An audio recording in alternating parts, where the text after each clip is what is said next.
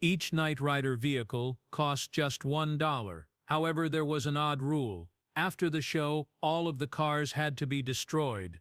Only Hasselhoff was aware of the reason. He was battling personal demons at the same time.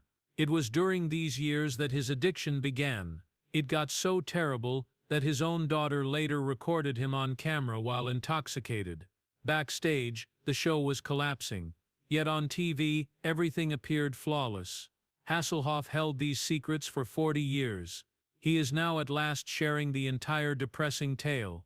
On July 17, 1952, David Hasselhoff was born in Baltimore, Maryland.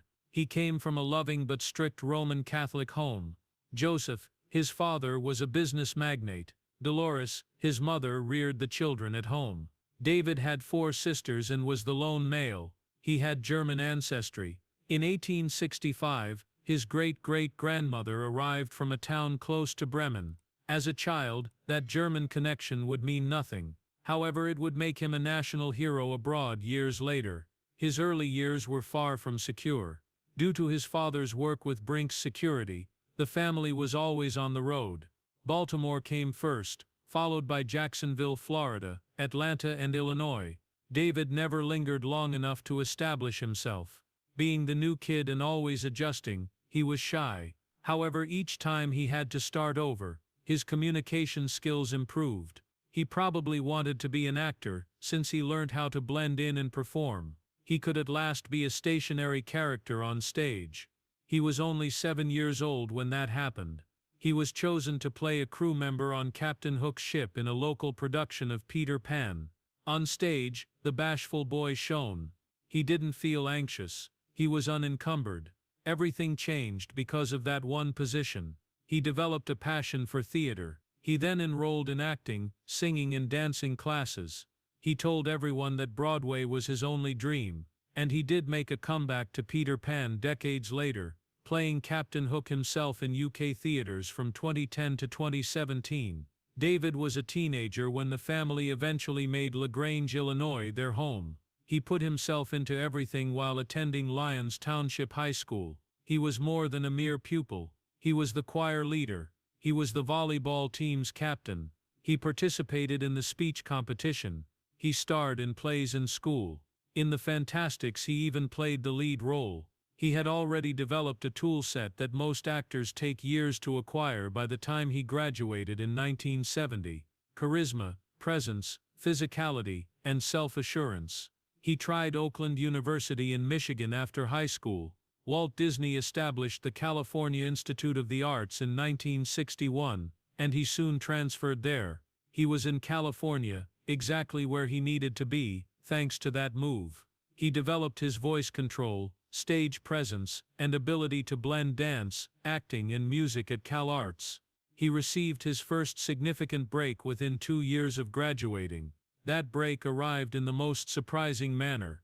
He consented to star in the low-budget film Revenge of the Cheerleaders in 1974 in an attempt to obtain his Screen Actors Guild membership. What is the name of his character? Boner. He believed no one would notice. However, 2 years later, the movie was released with the different title Caught with Their Pants Down. Although it was humiliating, he was able to obtain his SAG membership. Officially, he was an actor in the business. The soap opera followed. He was cast as Dr. William Snapper Foster Jr. on The Young and the Restless in 1975. He filmed more than 850 episodes throughout his 6-year tenure on the show.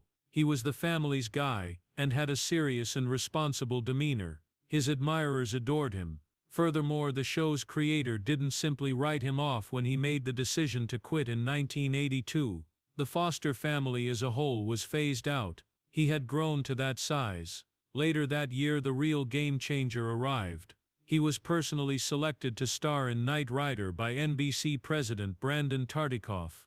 Tartikoff saw a combination of power and generosity that others did not.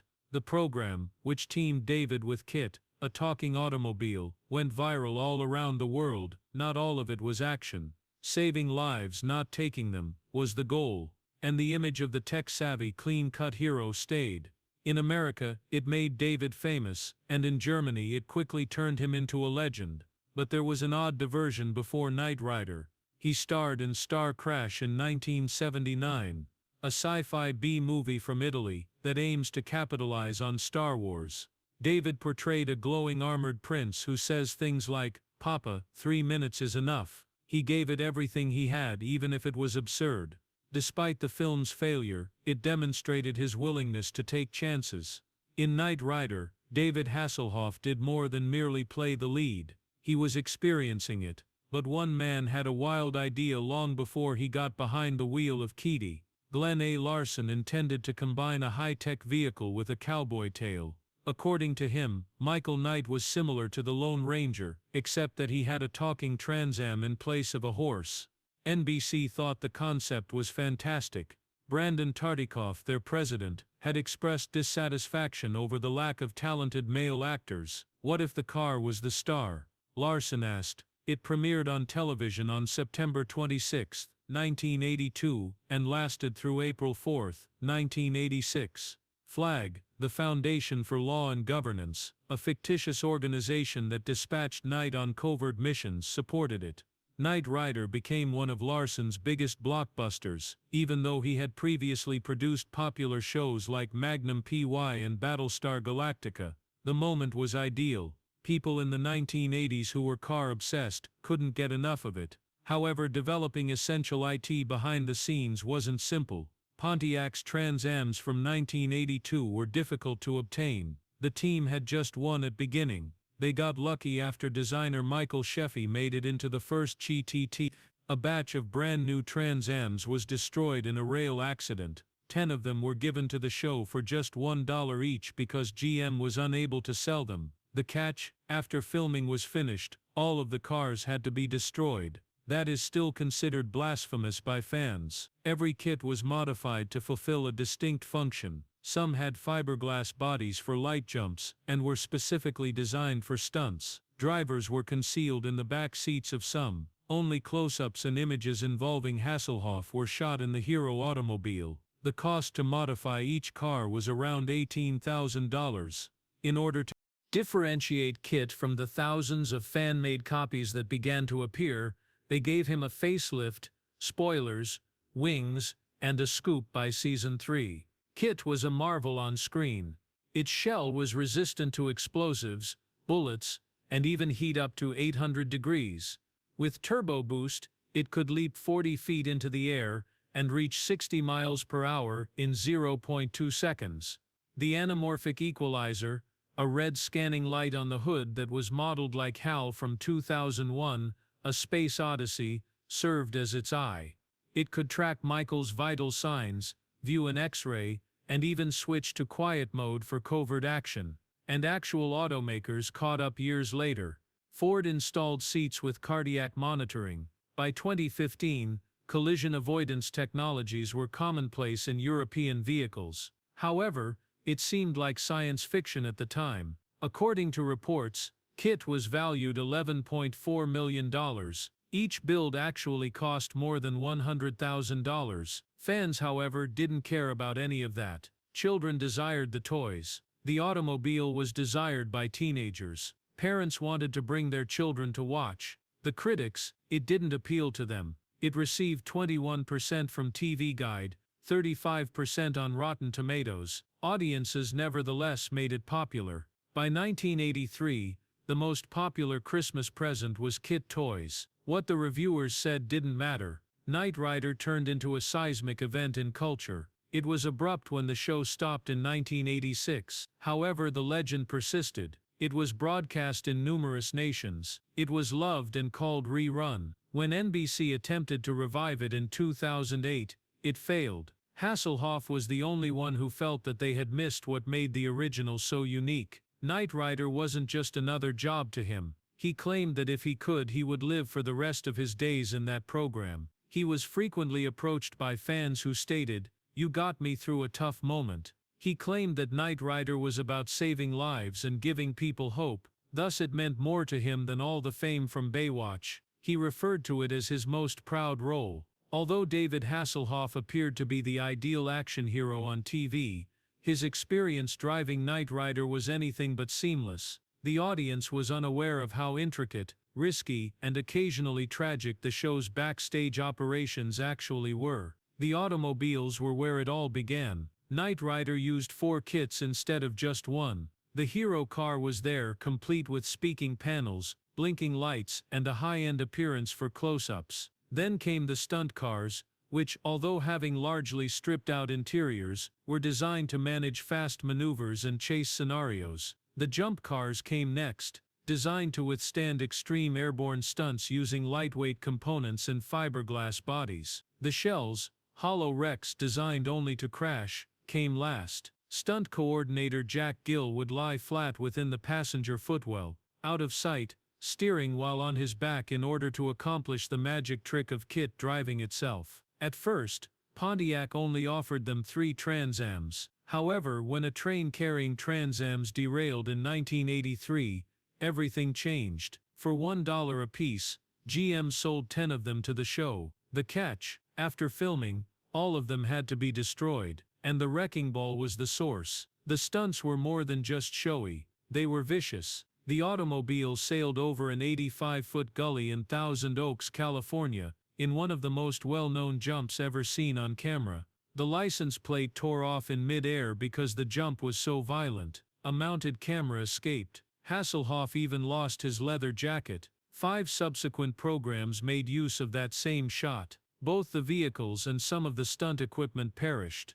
Jack Gill's body served as payment for those scenarios. Twice he shattered his back, once broke his neck. He wears a titanium plate around his neck that is secured with 6 screws today. He had to back KITT out of a moving semi at 50 miles per hour, while there was only 3 inches of space between the mirrors during one of his stunts. He had to lock the wheels, shift into gear, turn around and roar off as soon as the back wheels hit the road. Real concrete was used instead of CGI or cushioned walls. Real anguish and actual danger. Hasselhoff was also trained by Gill. They spent weeks at Saga Speedway practicing quick cornering, fishtails, tight turns and full spins. Hasselhoff was a pro driver after only a few episodes, sliding into the frame, quick exits and quick entrances. For safety reasons he was unable to perform the jump scenes, although he completed almost all of the other scenes. There was still tension though, particularly in regards to who was allowed to operate the hero vehicle. Gill had set up a mechanism to operate KITT for sequences involving self-driving cars while remaining hidden inside. However, after Hasselhoff intervened, altercations started. Hasselhoff would shout, "I have the wheel, I'm driving you crazy, no." From inside the seat, Gill would fire back. The nicest part, Gill joked, was that I could strike him whenever I wanted from inside. There were other conflicts on the shoot. The voice of KITT, William Daniels, was another competitor of Hasselhoff's. However, the two did not even cross paths while filming. Long after sequences were filmed, Daniels rehearsed his lines in a studio. Fans began to choose KITT over Michael Knight though. Hasselhoff took note. He pressed for additional lines from NBC. He even rewrote screenplays using his contract. Daniels, on the other hand, started to take KITT more seriously and guarded the persona,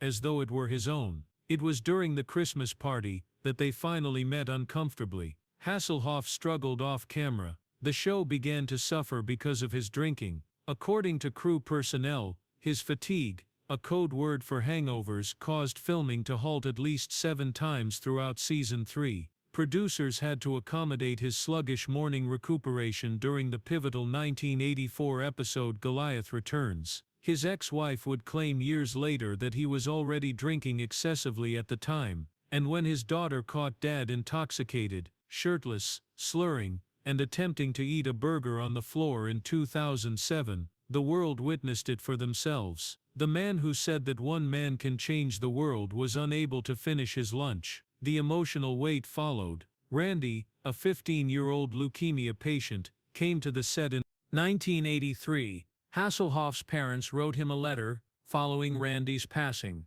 He was shaken. He began to see playing Michael Knight as more than just a job. It was a vocation. He began pressuring NBC to produce more in-depth reports, more about morals and less about explosions. However, he was crushed by the strain to live up to that ideal. It almost killed him. he stated afterwards. He claimed that in order to capture my attention, God's angels had to bring me to the verge of death and catastrophe.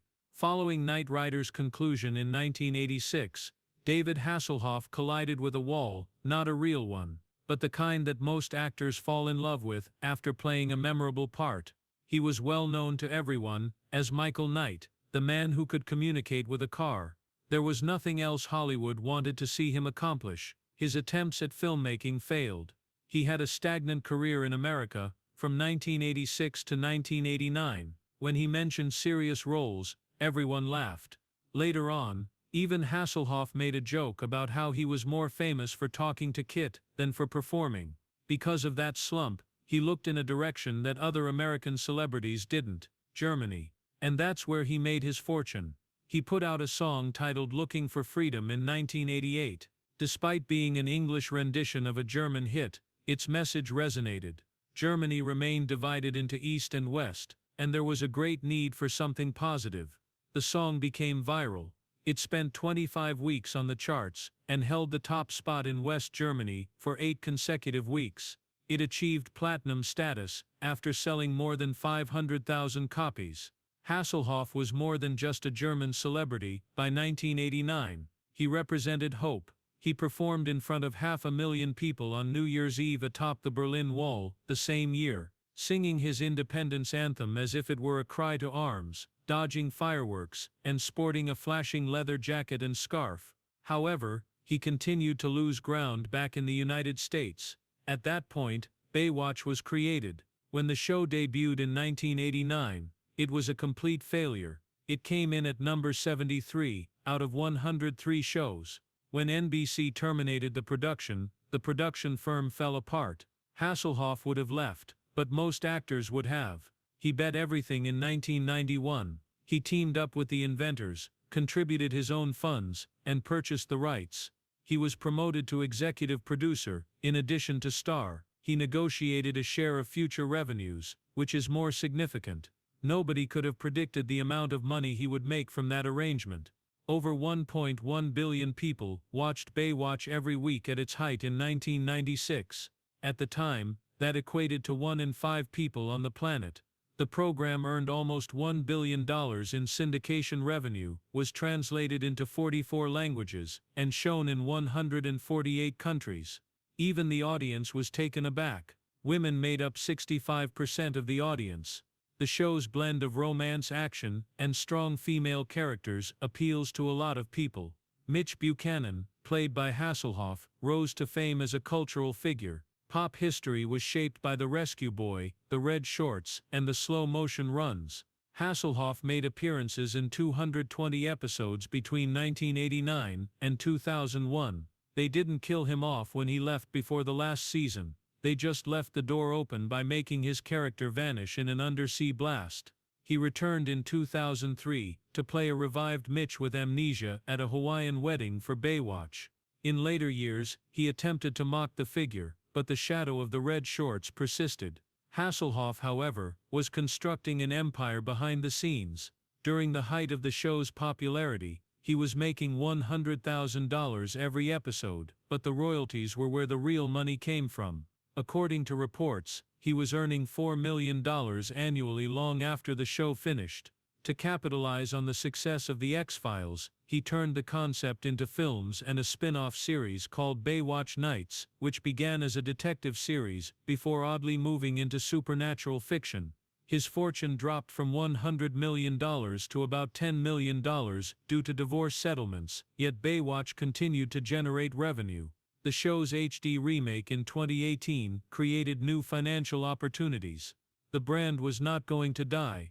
Hasselhoff was still a huge sensation in Europe at the time of all of this in America. He put out 12 compilations and 15 studio albums between the 1980s and the late 1990s.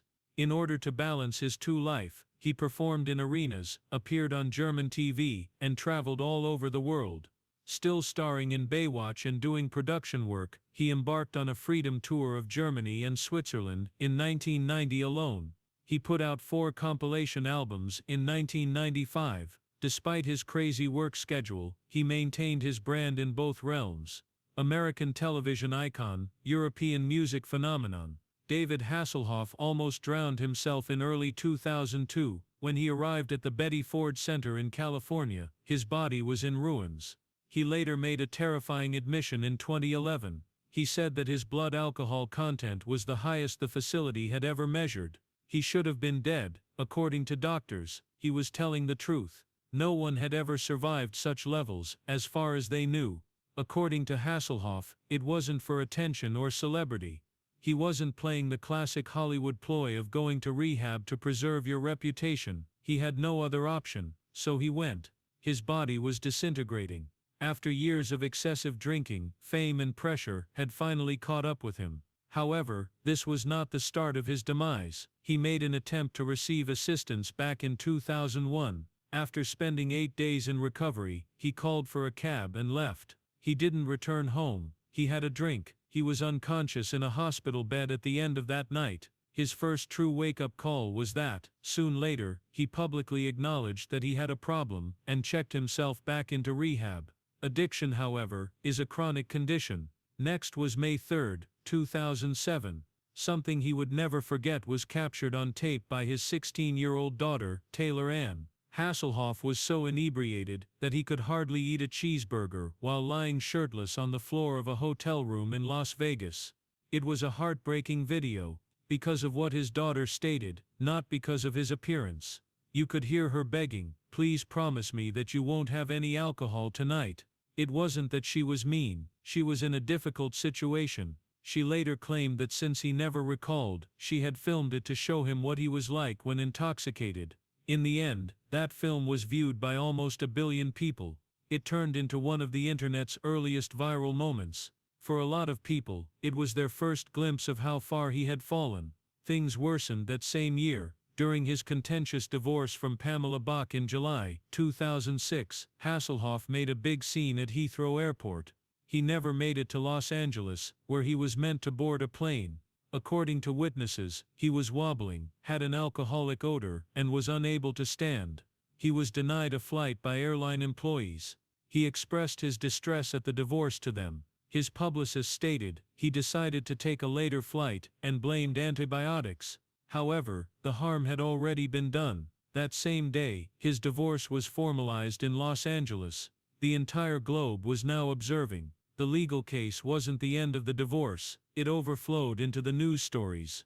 Court records that were supposed to remain confidential were inadvertently made public in August 2006. The specifics were shocking. Bach was charged by Hasselhoff with cocaine use. Bach accused him of being unfaithful and abusive. It was unsightly and exacerbated the situation. He was perceived by the public as more than just a struggling celebrity. They were seeing his life's darkest moments unfold like a soap show. A contentious custody dispute also arose from the divorce. Each parent initially had a daughter. Haley stayed with her mother, and Taylor Ann stayed with her father. That was short-lived. Pamela Bach said that Hasselhoff had been abusive and applied for a restraining order. The judge ordered them to avoid one another but disputed it. The court granted Hasselhoff complete custody of both girls a few months later. He utilized this information years later to support his request for alimony to be reduced from $21,000 to $10,000 per month. Hasselhoff began to gain insight in spite of all the suffering. Something had changed by 2010. He started laughing at his past and stopped running away from it. In fact, he made a joke about the notorious burger footage during his Comedy Central roast. The roast was therapeutic, he told interviewers. He was at last strong enough to discuss his past, even though he wasn't proud of it. He claimed that in order to stop him, God's angels had to bring him to the brink of death. He was able to confront the truth thanks to his spiritual enlightenment. He had almost ruined himself. He also made an effort to re-establish his romantic life. From 1984 to 1989, he was married to Catherine Hickland for 5 years. An episode of Knight Rider had even reproduced their wedding. He first met Pamela Bach a few months after the divorce. She had made an appearance in a TV episode, but nothing transpired at the time. After meeting again at a nightclub, they were married in 1989. Haley was born in 1992, while Taylor Ann was born in 1990. The marriage ended in disarray after 16 years. After a period of not dating in public, Hasselhoff began dating Hayley Roberts in 2011, a Welsh lady he met while filming Britain's Got Talent. After 7 years of dating, they were married in Italy in 2018. As their vacation in the Maldives was coming to an end, another tragedy struck. Pamela Bach was discovered dead on March 5, 2025, at the age of 62. She died by suicide according to reports. When family members were unable to contact her, police were contacted. Hollywood was taken aback by the news. In a brief statement, Hasselhoff requested privacy. Her passing resurrected old scars, but the pair had already gone through one of the most bitter divorces in the history of celebrities. The pain was left to their daughters, who are now in their 30s.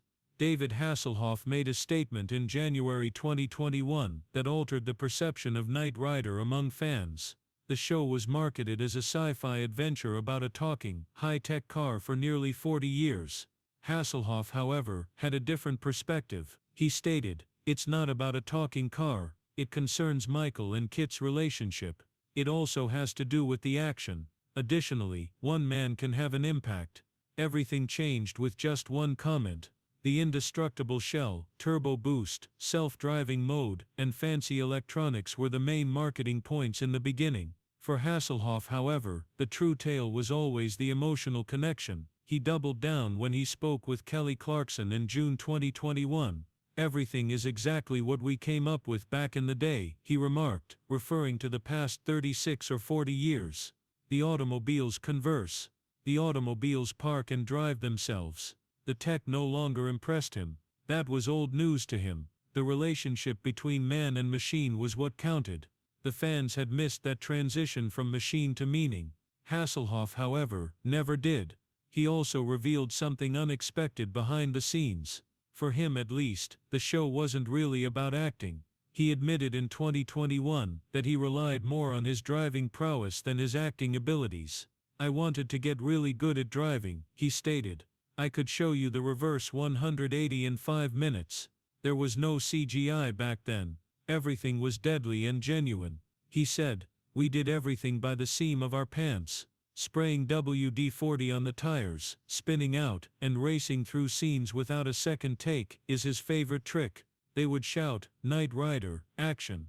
and I would simply say, 'Woo-hoo!'" He chuckled. "You were compensated for that.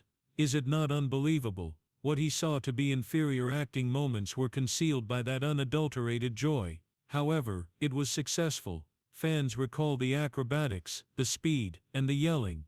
Hasselhoff also made sure it appeared enjoyable, which it was.